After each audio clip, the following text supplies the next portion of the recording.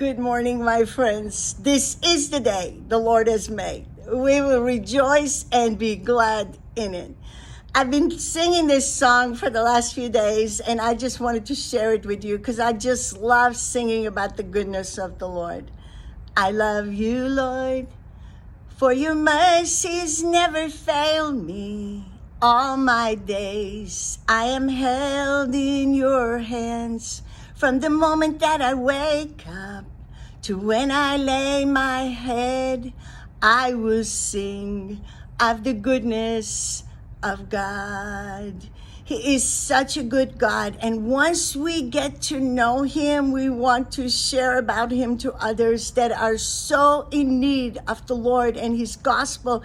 The gospel is, for God so loved them, he gave Jesus to die on the cross for them, and he wants them to have eternal life. And so when they believe, and this weekend has been such a full of so many different emotions and things that we went through. We started on Friday morning with a very precious couple, and her father went to be with the Lord, 78 years old, had a heart attack, and in a moment was in the presence of the Lord.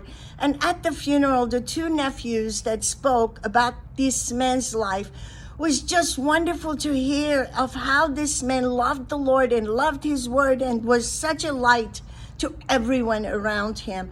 And the comfort the family had was he is in the presence of the Lord because he had accepted Jesus into his life, into his heart, and was walking with the Lord when he went to be with the Lord forever and ever. And then Saturday, as a church, we went into the community serving whatever was needed. Some went into the schools to clean up yards and different things, and some went for construction work where it was needed. And I was in a team of three, a precious Indian brother who's a professor in one of our universities here, and another woman of God and I, and we just went door to door, and we had another three in our team on the other side of the street, and we all had our red shirts. So we were kind of like standing out because people in cars were stopping in the neighborhood and asking us, "We saw you, what are you all doing?" And then when we told them, "We're just praying with people, is there anything we can pray for you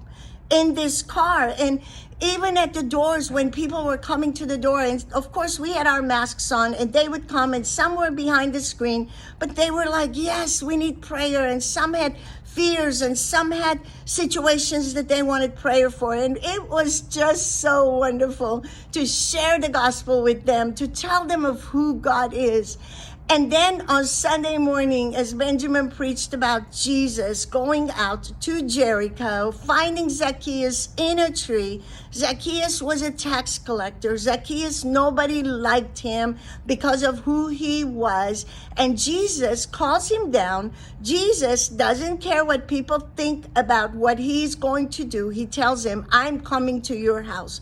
They called Jesus a wine babbler. They said, "Oh, he eats with sinners," and he didn't care because he had come to save that which was lost. And now he wants us to do the same thing. And as I got in Exodus this morning, I'm just so taken up with this story in Exodus because God is calling Moses, and God is telling Moses, "I'm going to send you, I'm going to use you. It doesn't matter who you are, Moses.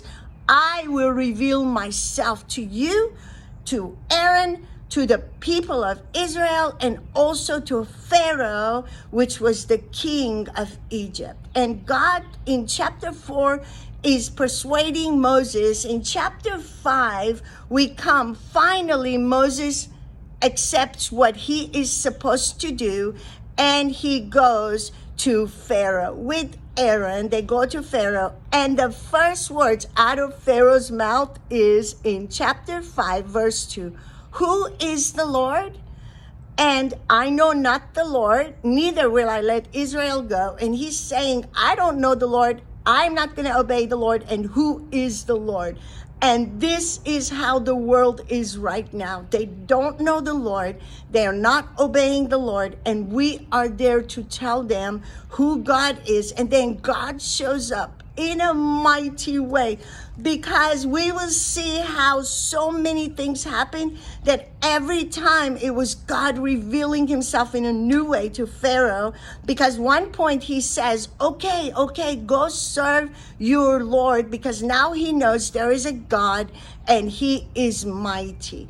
I remember a few years ago, the Lord revealing himself to me in such a way that I was just awed. My dad and I had gone to Israel, and I was helping him with a group from all over the world. And then that morning, the group had left, and Brother Gabby, who is our friend in Jerusalem, he is like a son to my dad, and he did all the hotels, all the buses. And then when the last day we sent off the group, Daddy told Gabby, take me to a meeting here in Jerusalem. And it was an evangelist that had come with thousands, and he was going to have a meeting. And Brother Gabby said, Brother Samuel, he is so busy, he's not even going to know you're there. And Daddy was so persistent, and he said, take me there, Brother Gabby. And when we got to the arena, there were doors and doors, and people were going in by the hundreds. And all of a sudden, this one door opened, and someone stepped out and told my dad, Brother Samuel, the pastor wants you in the front. There are seats for you. We went to the front of this arena, and I'm just like, oh, God, how did you know? How did these people know who we are and where we are? And they took my dad to the front, and then the evangelist called him to the platform, because there were people there from Egypt that loved my dad, who had served in Egypt for years. People had gotten saved there.